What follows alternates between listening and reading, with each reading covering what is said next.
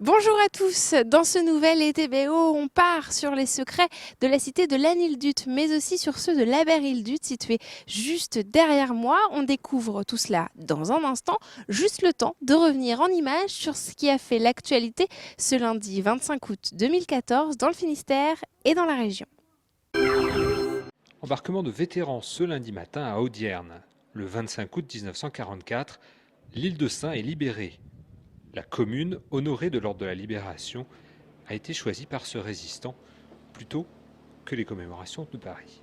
Et d'abord, j'habite en Bretagne, et puis j'ai pour l'île de Sein une certaine sympathie, une admiration même, puisqu'ils ont vraiment entendu le général de Gaulle, ils l'ont rejoint, et pour moi c'est un symbole d'une résistance active et pas purement verbale. Le président de la République, arrivé vers 10h, a parcouru les rues de Sein à la rencontre de la population. Interrogé sur la démission du gouvernement, François Hollande a rapidement écarté toute question sur la démission du gouvernement. Non, je dis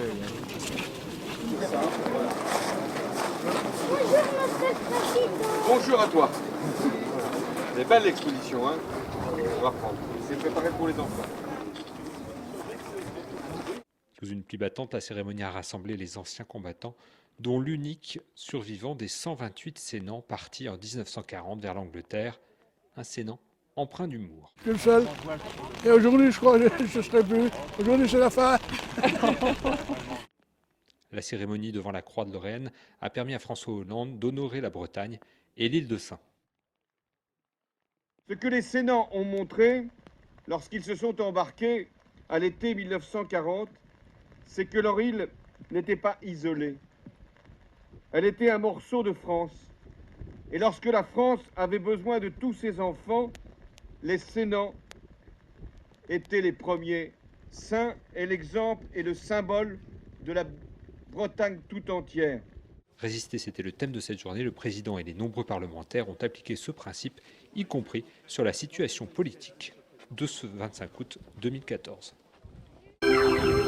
La star ce week-end à Roscoff, c'était lui. L'oignon rosé a attiré encore des milliers de visiteurs et surtout des amateurs de ce produit, exclusivement Léonard.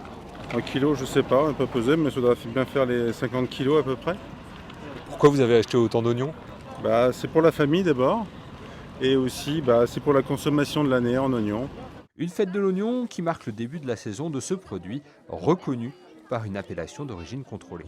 L'oignon de Roscoff n'est pas très facile à trouver parce qu'il n'est pas équitablement distribué. Et donc c'est sûr que quand on l'a dégusté et qu'on l'a apprécié, on revient chercher les premiers oignons de la saison à Roscoff. Donc c'est le lancement de la saison. L'oignon traverse aussi la Manche grâce aux Johnnies. Depuis 1828, ces vendeurs proposent l'oignon aux clients britanniques. Je crois que c'est un petit goût de l'aventure, l'amour quand même de notre produit, l'oignon, l'échalote et l'ail, c'est quand même des produits qui gustativement sont très intéressants. Et surtout le contact avec la clientèle britannique qui est très enrichissant pour nous. Pendant la fête, plus de 30 tonnes d'oignons ont été vendues. La production se développe. De quoi réjouir ce producteur dont la famille est installée depuis plusieurs générations à Roscoff. On était en perte de vitesse et là la production repart, le tonnage repart, oui. C'est un vrai plus. Une satisfaction pour vous ? Oh oui, grande satisfaction. La fête de l'oignon, c'était aussi le moyen pour les visiteurs de découvrir la tradition agricole de cette partie du Finistère, proche de la mer et tournée vers la terre. Venu pour les spectaculaires et brillantes courses de Moisbat Cross ou encore la plus paisible mini-ferme et ses lapins, la Griffette a encore séduit un très large public familial ce dimanche sur le site de Pelan à Llanellis. Il y a beaucoup de monde, ça attire beaucoup de monde et le temps est avec nous, c'est génial, il y a beaucoup de choses à voir. Beaucoup de monde, énormément de monde, mais bon, très bien pour les enfants. On fait un tour, on a eu la chance de faire un tour d'une exploitation porcine juste à côté. Donc l'occasion de découvrir un peu tout ce qui se passe, comment ça marche, les naissances, la gestation des truies, voilà, tout le cycle de A à Z. Donc les enfants étaient ravis et c'est une belle manifestation avec plein de choses à voir. Les jeunes agriculteurs et les 300 bénévoles avaient concocté un large programme d'activités, à la fois ludiques et informatifs, De quoi attirer plus de 20 000 spectateurs, une fréquentation qui a même surpris l'organisation. On pense arriver aux 25 000 personnes, donc c'est quand même énorme. Et on attendait 15 000 personnes minimum, donc ça fait quand même beaucoup plus que ce qui est prévu. C'est une fête familiale en fait, et je pense que c'est ça qui fait le succès de la Griffette. Et pour ceux qui rêvaient devant les moissonneuses-batteuses, il y avait toujours la possibilité de repartir avec un modèle beaucoup plus petit.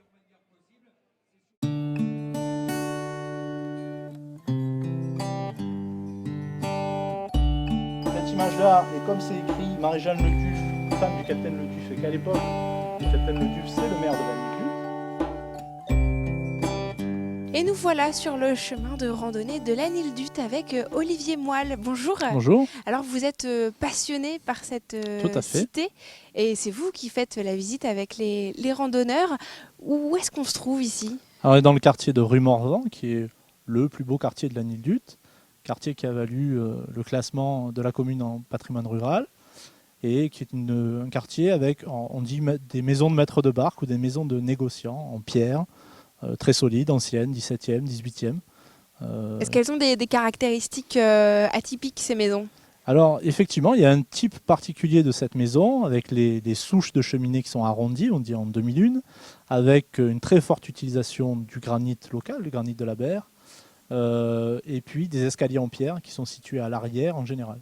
On retrouve en fait ces types à l'Anildut, à Brélez, Porspoder, donc dans cette région du Baléon où l'activité maritime était très importante au XVIIe et XVIIIe siècle et où les maîtres de barque, certains devenus négociants, ont investi l'argent qu'ils gagnaient avec le négoce de Bordeaux dans la pierre, très souvent.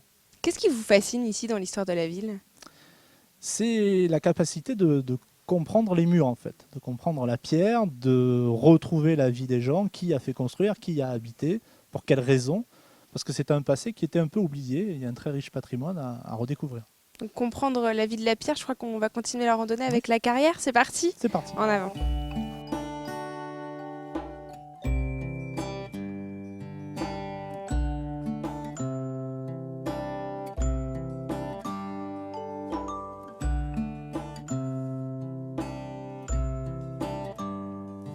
Et on a continué notre promenade au cœur de l'Anildut et nous voilà à l'anse Saint-Gildas, toujours avec Olivier Moelle. Alors où est-ce qu'on est là exactement? Alors on est dans l'anse Saint-Gildas ou anse du Tromeur, qui est une ancienne grève qui a été comblée essentiellement par l'activité des tailleurs de pierre et du grand chantier de taille de pierre comme vous pouvez trouver ici.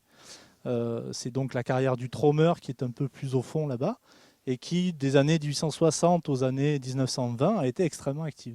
C'était une carrière qui a servi à extraire du granit, qui a servi à fabriquer quoi? Alors le granit est un matériau de construction qui a beaucoup servi à construire la ville de Brest, puisqu'on n'était pas très très loin. Donc les quais du port de commerce à Brest sont en grande partie en granit de la Berre.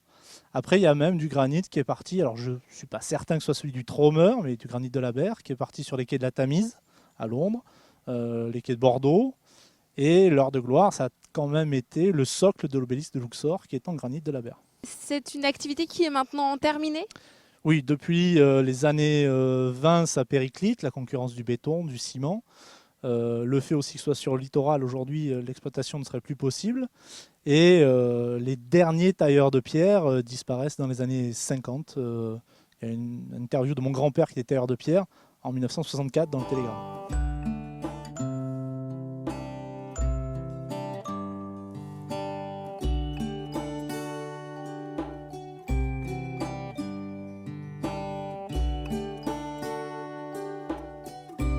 Si vous regardez le sommet de la butte, là, vous voyez le vélo, une main à gauche, vous avez la terre, orange, et au-dessus... Et pour finir notre découverte de l'Anildut et de l'Aberhildut, l'entrée de la Berre est d'ailleurs juste derrière nous. On continue avec Olivier Moelle. Alors Olivier, d'abord expliquez-nous, qu'est-ce qu'un aber? Alors un aber, c'est une vallée glaciaire qui est envahie à chaque marée, ancienne bien entendu. Dans le Finistère, il y a 3 abers. Le plus petit, l'Aberhildut, puis l'Aber-Benoît et l'Aber-Vrac.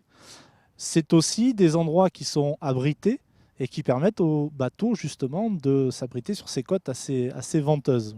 Et là, justement, à la Berre-Île-Dut, est-ce qu'il y avait une utilisation portuaire de la berre? Le port de la Berre-Île-Dut a été un port très important pour le cabotage, au moins au XVIIe et XVIIIe siècle, notamment avec le commerce de vin avec Bordeaux. Et on a compté plus de 100 barques à comprendre au sens de bateaux de transport, dans le port de la Berre vers 1750. Et alors, détail intéressant, malgré son nom, la Berre-Île-Dut n'appartenait pas à l'origine à l'Anildut. Ah oui, ça c'est une particularité. Effectivement, aujourd'hui, la Berre-Île-Dut appartient à l'Anildut. Avant 1869, la Berre-Île-Dut était le port de Port-Spoder. En fait, toute la section de la Berre-Île-Dut a été rattachée à l'Anildut suite à de multiples pétitions de ses habitants et à des débats assez houleux. Et alors, est-ce qu'il y a toujours des revendications de Port-Spoder pour récupérer la Berre-Île-Dut? C'est un peu oublié, mais il y a quand même toujours des petites tensions de temps en temps entre les deux villages. Bah merci Olivier Moelle pour toutes ces explications sur l'Anildut et la Berre-Île-Dut. Merci à vous de nous avoir suivis. On se retrouve très bientôt sur TBO pour un nouvel ETBO. Excellente soirée.